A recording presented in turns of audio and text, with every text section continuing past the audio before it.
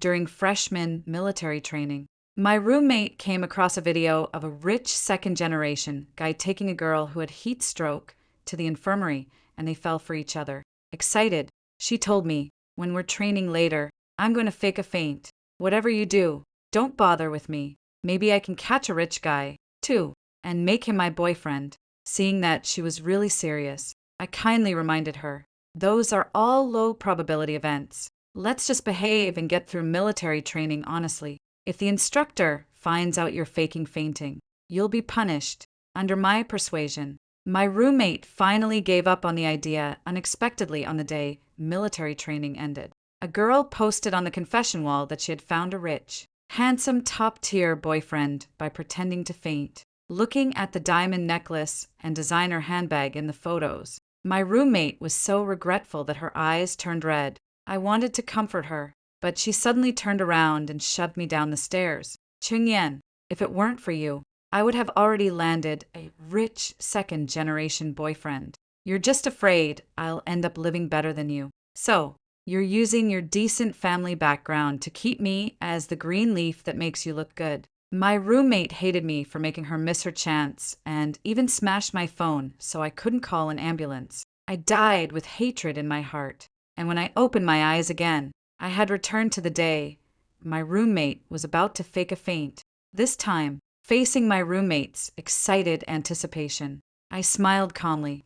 "Sure, I won't interfere." Wan sure clutched her phone, hearing my words. The excitement and eagerness in her eyes actually turned hesitant. She pressed her lips together and looked at me. "Yen, do you really think this will work? What if after I fake fainting, no one sends me to the infirmary and I get discovered by the instructor instead? Will I get punished?" Her tone was worried as she looked at me hesitantly under the shade of the trees. I looked at her fair and beautiful face and suddenly let out a cold sneer in my heart. In my previous life, I was worried that she would be exposed if she pretended to faint. So, I kindly advised her not to keep thinking about unrealistic things. Wan Shire, displeased at the time, curled her lips. "Yen, why do you always think about things in a negative way? I'm so beautiful.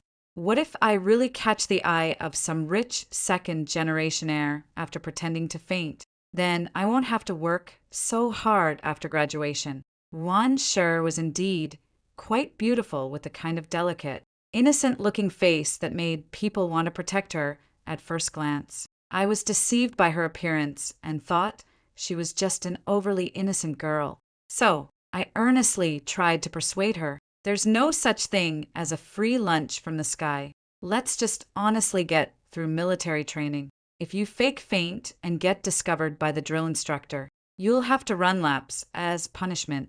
In the end, Wan Sher was still afraid of being punished, and under my persuasion, she reluctantly gave up this ridiculous idea. I thought it was all over, but on the day military training ended, Wan Sher saw the girl on the confession wall bragging about how she had snagged a rich second-generation heir, and her eyes turned red with regret. She shoved me down the stairs. Her face twisted and smashed my phone before my very eyes, watching as I took my last breath just before I died. I even heard her say, "Chungyen, a daughter from a wealthy family like you has no idea how hard it is for people like us to climb up the social ladder. You made me miss my chance. If I die here today, it's all your own fault." She screamed herself hoarse, and I still haven't forgotten that sense of despair at slowly dying. I thought someone like her, both crazy and brainless, will decide to pretend to faint once she heard me say I wouldn't help.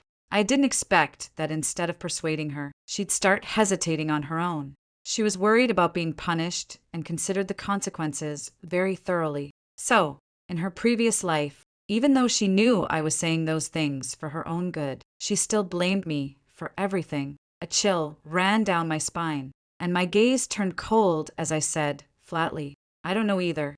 This is your own business, so you should make the decision yourself since I know what kind of person is. Of course, I won't meddle anymore in this life. If she wants to court death and pretend to faint to hook a rich second-generation heir, then let her go ahead. Anyway, it has nothing to do with me." Wan Sher looked at me suspiciously. her eyes gradually reening. Yin, I really do treat you as a friend, which is why I'm telling you this. How can you be so cold-hearted? She looked wronged as she accused me, and I was almost laughed out of anger by her words. Juan Shire actually had the nerve to say that. In my previous life, I treated her as a friend and sincerely advised her, but in the end, all I got was a tragic death. I am the only daughter in my family. After my parents received the news, one had a heart attack and was rushed to the hospital, while the other was suddenly covered in white hair overnight. Juan Schercher took advantage of the fact that there were no surveillance cameras in the dormitory hallway and claimed that I had slipped and fallen down the stairs. Not only did she continue going to school, she also stole the bags and jewelry I had left in the dorm and sold them, living better and better. Someone who had done so many terrible things actually accused me of being too cold-hearted. My expression turned even colder. One sure, we've only known each other for a few days. We're just people who can exchange a few words. What you want to do has nothing to do with me, and you don't need to tell me any of this. My indifferent attitude hurt one sure. Tears fell one drop after another as she pitifully accused me. Chungyan, I trusted you as a friend, and yet in your heart, I was nothing at all. I'll never talk to you again. Her crying and shouting were loud. Another roommate in the dorm, Xiao Yu, couldn't stand it anymore and came over to shield her. Chungyan, was there any need for you to say that so harshly? We're all roommates and we'll be living together for the next 4 years. If you act like this, who would dare talk to you in the future? Xiao Yu tightly protected Wan Shi. When the few boys not far away looked over, she proudly lifted her chin. I looked up at her, the corners of my mouth curving into a mocking smile. Xiao Yu, on the very first day of school, she pointed at my limited edition bag and asked if I was being kept by some Novo boss. After I slapped her across the face, she bore a grudge against me. Only after I died in my previous life did I learn that Wan Shire, who claimed to dislike Chao Yu, often chatted with Xiao when I wasn't in the dorm. After Chao learned that I had stopped Wan Shire from pretending to faint, she rolled her eyes and said to Wan Schercher, "Sure, you didn't believe me when I told you before, but that Chen Yan is nothing good. You're so pretty. If you take the opportunity during military training to hook a rich second generation, you wouldn't have to keep following her around as a little sidekick. I think she's deliberately trying to stop you because she's afraid you'll really end up with a rich second generation and live better than she does." After I stopped Wan Shi, she was already feeling regretful and secretly blamed me in her heart. After hearing Chao Yu's words, she became even more justified in blaming everything on me. As the two grew closer and closer, she still acted like we weren't familiar with each other when I was in the dormitory. Later, when Wan Shi didn't have enough living expenses, I lent her money and Xiao whispered in her ear that I was trying to buy her off with a pittance, wearing a diamond necklace to go eat with Wan Shi. Xiaoyu told her that I was showing off my wealth and even made her act as a supporting green leaf. Anyway, no matter what I did, it was always wrong. On the surface, Wan sure was on good terms with me, but behind my back, she and Xiao Yu cursed me every day, and their thinking became more and more twisted. So, these two people were actually both the murderers who killed me. Thinking of the jealous look on Zaya's face when she saw my parents transfer living expenses to me, I let out a soft laugh.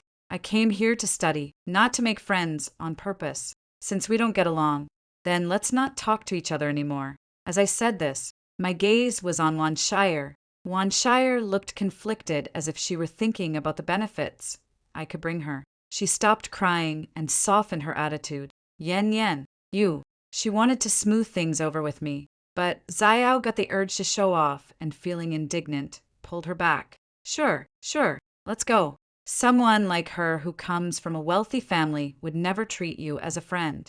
Xiao Yu pulled Wan Shi away, and I looked completely indifferent. These two people had often gotten together in my previous life. This time it was just a little earlier. In this life, without my advice, Wan Shi still hesitated and didn't pretend to faint. I stood under the blazing sun, holding a proper stance, and after enduring for several hours, training finally ended. After dinner, I walked back to the dormitory. The door wasn't fully closed, and I could clearly hear the conversation between the two people inside the room.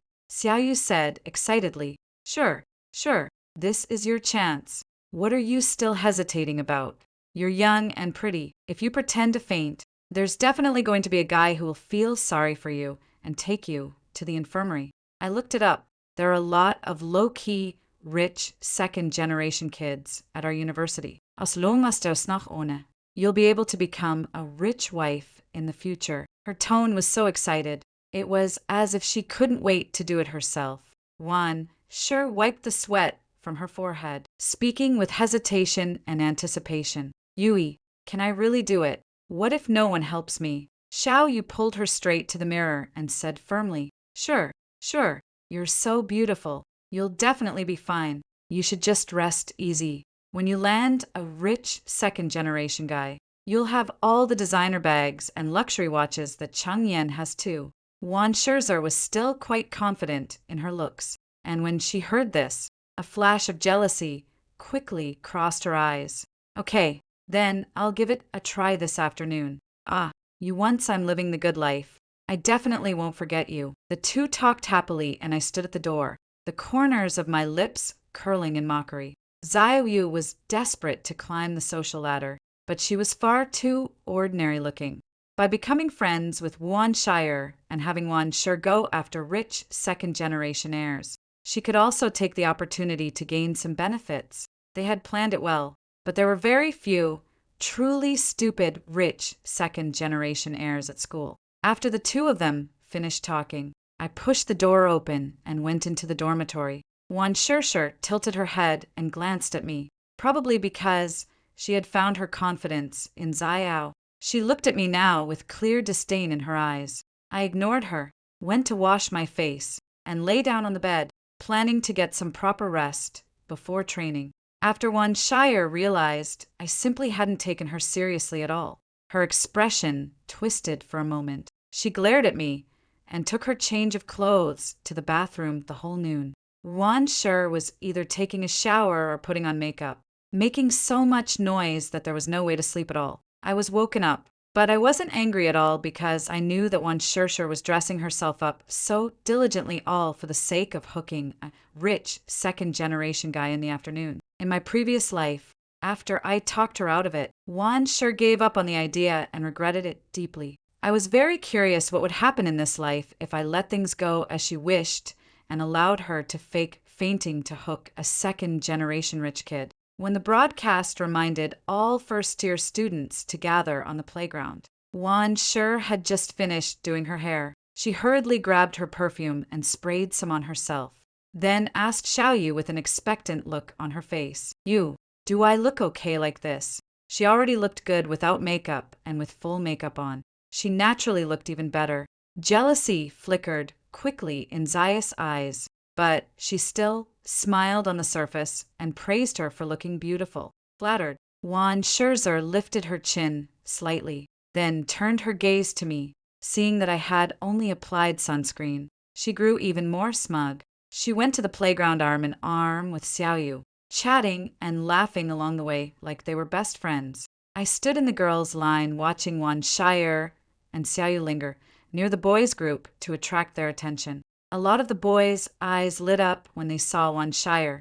Only after achieving her goal did one shusher take Xiaoyu by the hand and stroll over leisurely. The afternoon was the same as the morning's standing posture and running drills. I gritted my teeth and held on, sweat constantly dripping down. Wan Scher, who was fully made up and exquisitely beautiful, had also worked up a bit of sweat. After finally finishing the standing posture drill, the instructor said to run one lap slowly around the track. Wan Sher wiped away the beads of sweat, clenched her teeth, and, as if she could no longer wait, deliberately tilted her body and was about to fall. Xiaoyu quickly supported her, shouting anxiously, "Not good. Instructor, classmate, one has fainted from heat stroke." In an instant, everyone looked over. I shifted my gaze away from Wan Scher, who was pretending to faint, and noticed that quite a few male classmates were eager to step forward. Finally, a tall boy took the initiative and raised his hand. "Instructor, I'll take classmate Wan to the infirmary." He had a handsome, decent tell looking face, and the moment he raised his hand, several girls began whispering among themselves. It's actually Lucci. I heard his family is super rich, and they even bought a place near the school to make it easier for him to get to class. That's him. That little brat is so lucky. She actually gets sent to the infirmary by a rich second generation like him after suffering heat stroke. The moment I saw Lucci, my eyes flashed with surprise, and then I slightly curved my lips and looked at Wersher. Sure enough, the pretending to faint Wan sure couldn't help but curl her lips upward, and Xiao Yu, who was supporting her, also looked excited. After getting permission, Lu Qi smiled and walked over to Wan Shersher's side, directly scooping her up around the waist, then strode toward the infirmary. This scene made the girls around them scream. My God, it's actually a princess, Carrie. Lu Qi is so manly. I'm jealous. If I were that girl, I'd just devote myself to him. I watched the two figures walking away and let out a cold laugh. Such things do happen in this world where kind-hearted people help others. But one sure had impure motives and had planned from the start to fake fainting in order to hook a rich second-generation heir as her boyfriend. With such thoughts in her heart, how could the people she attracted possibly be good? I continued to stay where I was to train. It wasn't until training ended and I returned to the dormitory that Wersher came back. She was carrying a few cups of milk tea and had a new style handbag slung over her shoulder. When she saw Xiao Yu and me, she smiled with a shy expression. Here, this is the milk tea Lu Qi is treating you to. Xiao Yu quickly took it and said in shock, looking at the new bag on her. Oh my God, sure. Did Lu Qi give you this bag? I remember this one is really expensive. Ruani was just about to show off the bag she had received and replied with a beaming smile. Yeah, he said that, since we know each other, it must be fate and insisted on giving me the bag. He even said he'll treat everyone in our dorm to a meal next time. Speaking of this, Wan Shersher glanced at me smugly and raised the milk tea toward me. Yen, drink it.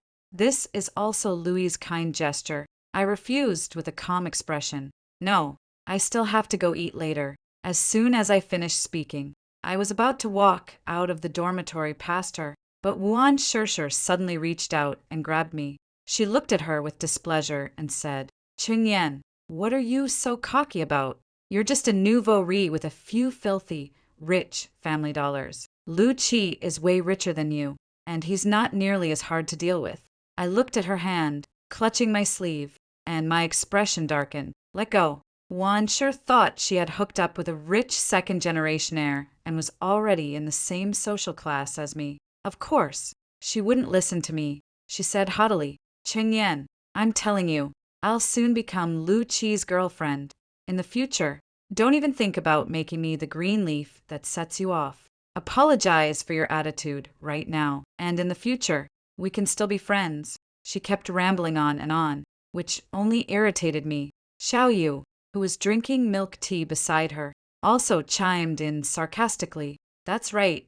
Apologize now and from now on. Don't show off your wealth anymore. Keep a low profile. Put away those bags and clothes, and we can still get along. I could no longer it and slapped one shusher directly across the face. And I didn't spare Xiao Yu either. Are you too crazy? I dress like this at home. Why should I hide my things just because you're insecure and inferior? After I died in my past life, I never understood why I was constantly insulted and targeted by my two roommates. Clearly, after the semester started, I had never offended them, and I always acted very politely. It was only later that I understood because my family was well off. Everything I wore, ate, and used was better than theirs. When I had things they didn't, if I treated them to a meal, it was showing off. If I didn't, then I was stingy anyway. They'd never look at me favorably, no matter what, since they're so unhappy with me. There's no need for me to keep tolerating them. Neither of them had ever expected me to make a move, and they instantly blew up. Chengyan, what the hell gives you the right to hit me? Xiao Yu was the first to curse out loud. Wan sure covered her face with her hand, and her gaze at me looked as if she wanted to kill me. I shook my numb hand and let out a scornful laugh. You're so thick-skinned. Weekend TT I hit you. Xiao Yu was furious beyond reason. I'm calling the police. I'm going to find the counselor. Juan sure didn't stop them. Her gaze gloomy, clearly meaning the same thing. I wasn't the least bit afraid. Go ahead, all of you. I recorded everything you just said. I'd like to see who will be more embarrassed when the time comes. I took out my phone and waved it in front of them, my eyes filled with mockery. Zaya's face flushed red and pale in turns, looking utterly awful. Juan Shire, who had just been glaring at me with a sullen expression, quickly changed her face, forcing a smile. Yen, we were just joking with you earlier. We didn't force you to put the stuff away. So don't act impulsively no matter what. We're roommates. There's no need to make such a big deal out of it. She made it sound nice, as if she didn't want to blow things up. But in reality, she was just afraid I'd expose her ugly true colors and cost her the rich second-generation guy she had just hooked. I let out a soft laugh and warned her, "One sure, if you want to hook a man, that's your own business. It has nothing to do with me. Don't come in front of me trying to make your presence known again. Or don't blame me for exposing you, since things had already fallen apart between us." Of course, I wasn't going to speak kindly. Zaya already had a grudge against me, and when she heard this, her face turned black with anger. She raised her hand and was about to fight me. It was Juan Shershur who reached out to stop her, saying with a stiff smile, Yen, don't worry. We definitely won't say that kind of thing again in the future." She kept her posture very low. I didn't look at her, and carrying my bag, was about to head to the cafeteria for lunch. Behind me, Juan Scherzer clenched her fists, glaring resentfully at my back. After quite a while, she finally pulled the equally angry Xiaoyu out of the dormitory. On the first floor of the cafeteria, I got my food and sat in a corner. Halfway through my meal, I saw Wen Sher walk in arm with Lu Qi, with Xiaoyu following behind them. They got their food and sat not far from me, chatting and laughing. "Shire, since we can't leave campus right now once military training is over, I'll treat you and your roommates to a meal at a Michelin restaurant." Lu Qi-shan looked at Wan Shire affectionately. Wan Sher's face turned red, and she shyly refused. "Brother Lu Qi, we've only just met. How could we let you spend so much?" Xiao Yes' eyes lit up, but she still said, "Yeah, if you really want to treat me and Sher to a meal, just pick a restaurant." Lu Qi smiled and looked at Wan Sher, his voice indulgent. "An ordinary restaurant isn't worthy of Shire. If I'm going to treat you, it has to be somewhere good." They had only just met today, and he had already given her a designer bag. Wan Sher was already completely fallen for him, and when she heard that, her face turned even redder. "Too shy to look at Lu Qi," she said. "Brother Lu Qi, you're really so good to me." The girls around them, hearing Lu Qi's words, were both envious jealous. "That girl is so lucky. Right after the semester started, she already has a rich second generation like Lu Qi chasing after her. Yes, and you haven't even started dating her yet, but you're already going to treat her to Michelin dining. If you do get together, wouldn't you treat her even better?" Wan Shire looked at Lu Qi with admiration. Lu Qi said nothing, but sized her up from head to toe, his expression growing increasingly satisfied, seeing that Wan Shershur had already been drawn in and believed Lu Qi. I silently shook my head. I'm a local, and many of my friends' families nearby are in business or run companies. Anyway, I've never heard of any business family with the surname Lu. That was really big.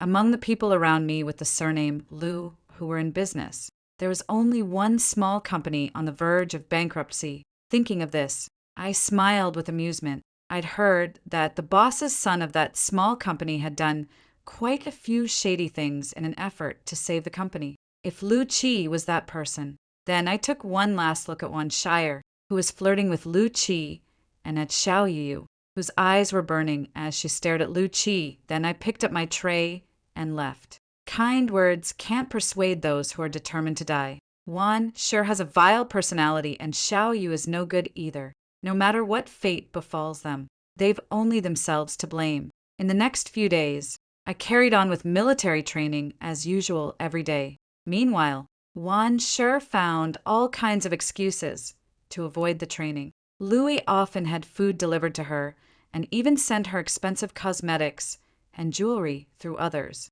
sticking to her every day, having learned from the last lesson. She didn't dare to trouble me again like before, but since I was staying in the dormitory, I could hear everything she said to Xiaoyu about how good Lu Qi was to her. EW. Do you know this is the first time a man has ever treated me this well before college? I never imagined I'd meet a man as good as Lu Qi. Last time we were walking around the school track, I accidentally twisted my ankle, and he actually picked me up and carried me straight to a bench to massage it. Xiaoyu listened with both envy and jealousy, and in the end couldn't help but say sourly, "Sure, you really are lucky. Lu Qi has already spent tens of thousands on you these past few days." Wan Shire looked triumphant, seeing the envy on her face. She deliberately said generously, "EW, don't worry, I won't forget you. Next time we go out to eat, dress up nicely. I'll ask Lu Qi whether he has any brothers to introduce to you." Xiao Yu immediately became happy. Sure, you're so good to me." The two of them were extremely looking forward to Lu Qi taking them to a Michelin restaurant for dinner, and they chatted about it for a long time. Lying on the bed, I looked at the information I had gotten someone to investigate on my phone and burst out laughing. Xiao Yu immediately frowned and looked over, thinking I was mocking them, and said in a hostile tone, "Cheng Yan, what are you laughing at?" Wan Sure remembered that I had a recording in my hand and tugged at her sleeve, telling her not to make trouble for me. I replied in a good mood, "Nothing. I just saw a joke on my phone." Of course, I had to laugh. The two idiots went to great lengths to find a scumbag and even treated him like a treasure. How ridiculous. On the day military training ended, I first went to the cafeteria to eat before heading back to the dorm. Downstairs of the dormitory building, Wan Shire and Xiaoyu had both dressed up carefully and were standing there waiting for someone. I knew they were waiting for someone, and I couldn't be bothered to deal with them. So I was about to just walk past them and leave. Wan Shire was on the phone. When she saw me, she said awkwardly into the phone, "Brother Lu Qi, my roommate has already said she doesn't want to go." Her phone was on speaker, and Lu Qi's voice quickly came through. Sure. I can tell that you all don't get along very well with your other roommate. You'll still have to live with your roommate for 4 more years. If you can use this chance to ease things between you, that would be a good thing for you." 2. Wan Sure had originally been a little unwilling, but after hearing that, she immediately smiled happily. "Then, I'll ask her again." As she spoke, she stepped right in front of me to block my way and smiled as she invited me. Yan Lu Qi is treating our dorm to a meal at Michelin today. I know you don't want to go, but he asked me to ask you again." I frowned, just about to refuse, when Louis's voice suddenly rang out behind me. Sure, I'm here. This must be your other roommate." He flashed what he thought was a very handsome smile, but halfway through his words, after seeing the various accessories on me, his expression shifted slightly. I looked at him leisurely and said directly, "I'm not interested in your get-together. You go ahead." Being turned down in front of Lu Shihyur bit her lip in grievance and looked at Lu Qi, hoping he would say something on my behalf. But Lu Qi forced a stiff smile, then reached out to put an arm around her. Sure. Since your roommate doesn't want to go, let's not force it. Let's go. After dinner, we still need to go sing karaoke." Lu Qi led the two of them away, and I returned to the dorm. At 8:00 at night, the counselor sent me a message saying that my off-campus housing application form had been stamped and that I could move out tomorrow. I replied to the message and opened my moments only to see that a few minutes earlier Wan Sure had posted several restaurant photos along with a caption, "Flowers, a restaurant romance belonging only to him and me." I frowned and exited WeChat after just one glance. At this moment, Wan Scherzer and Xiao, you have already been dazzled by the Michelin restaurant, and soon they'll find out exactly what kind of scum Lu Qi really is. I closed my eyes to sleep, and at midnight my phone suddenly rang several times. I thought it was some important message, but when I picked it up and looked, I realized it was from Wan Shire. "Yan, save me. Lu Qi is nothing but a beast. He took advantage of the fact that Xiao Yu and I were drunk and sent us to an old man's bed. Now only you can save us. Call the police quickly. I don't want to be tortured by that old man anymore." Seeing the message, my mind cleared a little. Sure enough, Lu Chi had done that. A couple of days ago, I asked an acquaintance to help investigate, and they got the whole situation with the Lu family figured out. The company the Lu family runs has been poorly managed over the past 2 years and has been going downhill. This year, it has even come close to bankruptcy. In order to bring in business for his family, Lu Chi deliberately used money to get close to some beautiful girls from ordinary or poor families. Once those girls fell for him, he would get them drunk and send them to the beds of various company bosses in order to secure partnerships. If those girls sobered up and said they wanted to call the police, he would threaten them, saying that if they did, he would first sue them for extortion and make them pay back the money they had spent on him. Many of the girls were young and scared by this, so in the end, they could do nothing about it. During military training, Louis had already seen from Wan Shershur's clothing that her family background was ordinary and that she would be easy to manipulate. Wan Shershur thought she had pretended to faint and hooked a rich second-generation heir, but in reality, she had given Louis an opportunity to take advantage of her. I turned off my phone and didn't call the police, just pretending I hadn't seen the message. Although this might seem a bit heartless to others, this path was chosen by Wan Shershur and the others themselves, and I have no obligation to save them. What I should do most is move out of the dorm first thing tomorrow morning and stay away from them so they won't go crazy like in my last life and blame me for everything. After I turned off the phone, it kept ringing several more times, as if unwilling to give up. I was so annoyed that I was just about to reach out and turn it off when it stopped on its own and fell silent, too lazy to care whether one sharer on the other end had run into danger again. I closed my eyes and fell asleep peacefully. The next morning, I packed my luggage and went downstairs, planning to head straight to the newly bought apartment off campus. Unexpectedly, before I even left the school gates, I ran right into Wan Shire and Xiaoyu, who were returning to campus. The two of them were wearing hats, and although it was clearly summer, they were dressed in long sleeves and long pants, wrapped up tightly from head to toe, even keeping their heads down. I didn't recognize them at first. It wasn't until they looked up and saw me shouting my name that I realized who they were. Wan Sher looked furious as she strode over with Xiaoyu equally annoyed following behind her. Cheng Yan, why didn't you help us call the police yesterday? Do you know how miserably you've gotten us into trouble? Wan Sher had sinister intentions of her own, which was how she ended up like this. But instead of reflecting on herself, she blamed everything on me as soon as she returned to school. Her disgusting expression made me even more glad that I hadn't helped call the police last night. Otherwise, who knows whether after reporting it to the police, I might have been accused of meddling in something that wasn't my business. I said with a cold face, Wan Shire, you're an adult. If you're in danger, you can call the police yourself. Why do you insist on making me help you? Wan Shir glared with bloodshot eyes and said frantically, I already said it's inconvenient. I want you to help me. Do you know what kind of torture Zayao and I went through because you didn't call the police? She wanted nothing more than to kill me. And Zayao was also glaring at me with clenched teeth. Cheng Yan, you're a vicious woman. You deliberately ignored us. Why don't you just die? She cursed at me with a distorted expression and even tried to hit me. My eyes turned cold and I slapped her without the slightest courtesy. Wan Shershur, who rushed up to take the chance to grab my hair, was also kicked away by me. Your own choices are your own responsibility. Didn't your parents teach you that? Wan Sher, you chose to pretend to faint and fish for a rich second generation yourself. You accepted the flowers and bags, and you've enjoyed everything you were meant to enjoy. Why is it that the moment something happens, you go crazy and blame me? Why don't you kneel down and slap yourself dozens of times and ask yourself why you did that in the first place? I truly look down on people like Wan Sher and Xiaoyu. It's not that I look down on their desire to date rich second-generation heirs.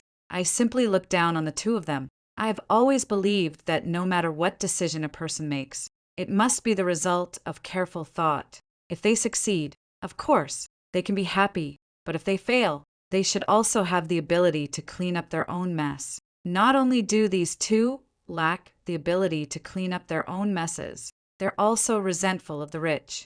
As soon as anything in their lives goes even a little bit wrong, they blame me for all of it. Like a madman, Xiaoyu stood frozen in place, thinking of something, his eyes filled with regret and pain. Wan Shi's slapped cheek was red and swollen. At first, she glared at me bitterly, then suddenly turned to look at Xiaoyu. Yes, I had already given up. Xiaoyu, it was you. You were the one who kept telling me in my ear that I was young and beautiful and that I could definitely use this chance to hook a rich second-generation heir. You also said that as long as I got together with a rich second-generation heir, I'd never have to put up with Chun Yayan's attitude again. It's all your fault. If it weren't for you, I wouldn't have ended up like this. Wan Shi's eyes were bloodshot, and her face was terrifying as she said this. She suddenly rushed over, grabbed Xiao by the neck, and forced her down to the ground, tightening her hands repeatedly. Xiaoyu had no defense at all. Her head slammed hard into the ground, and her eyes bulged from being choked, her face turning bluish-purple. Frightened, I dragged my suitcase back several steps, and the other students passing by were startled as well. There are always a few people with bad intentions on a college campus because there are so many people around. But most are warm-hearted and friendly. After several college students were frightened, they gathered their courage and moved in, trying to pull the two apart. But Wan Shi had already been blinded by fierce hatred and was gripping Zaya's neck so tightly that she would not let go. By the time everyone separated her from Xiaoyu, Xiaoyu was already dead. Ah, she killed someone. Someone looked at Wan Shi, their expression terrified. Only then did Wan Shi seem to come back to her senses and look at her own hands, her lips trembling. I killed someone. I killed someone. She repeated it several times. After the fear passed, her gaze turned fierce again. It's her own fault. She's the one who forced me into this. She deserves to die. Everyone around her dared not come closer, watching her wearily, dragging my suitcase. I looked at Wan Shi's extreme behavior and quietly stepped back. Wan Shi kept cursing under her breath, then suddenly turned around and glared at me fiercely, shouting, "And you too, Qing Yan, you deserve to die. If you had stopped me back then, I wouldn't have ended up like this." As she spoke, she lunged toward me, seeing that she wasn't holding any weapon. Several classmates around me hurriedly mustered up their courage and rushed forward to stand in front of me, trying to restrain her. I also heard several classmates on the phone calling the police. Seeing that she couldn't hurt me, Wan Shi somehow found the strength to break free from the few people holding her and ran out of the school gate. I stood there and immediately decided to stay at the school for the time being. Wan Shi was already blinded by rage, and it would be very dangerous for me to leave the school now. Before long, the police arrived together with the forensic examiner. I cooperated by describing what had happened, and the police immediately began preparing to make the arrest. I dragged my suitcase out of the dorm building early that morning, and now I'm going back in again. Although having those two people's things in the dorm made me feel like it was cursed, right now staying alive was what mattered most. As it turned out, my caution in staying at school was the right choice because that very night Wan Shi was caught by the police. When the police caught her, she was pinning Louis down and stabbing him over and over with a knife. Louis was already dead, but she still didn't stop. She kept stabbing while cursing Louis as a beast, as if she had gone completely mad. The police quickly restrained her, forced her into the patrol car, and took her back to the police station. The next day, after I learned that she had been arrested, I finally felt at ease and took my luggage to the off-campus apartment. Wan Shi killed two people in succession with brutal methods. Although there was a reason behind it, she still had to bear legal responsibility. The day she was sentenced to death, I had just won first place in the fashion design competition and received my first scholarship from the university. The past is behind me now, and a brighter future lies ahead. The end.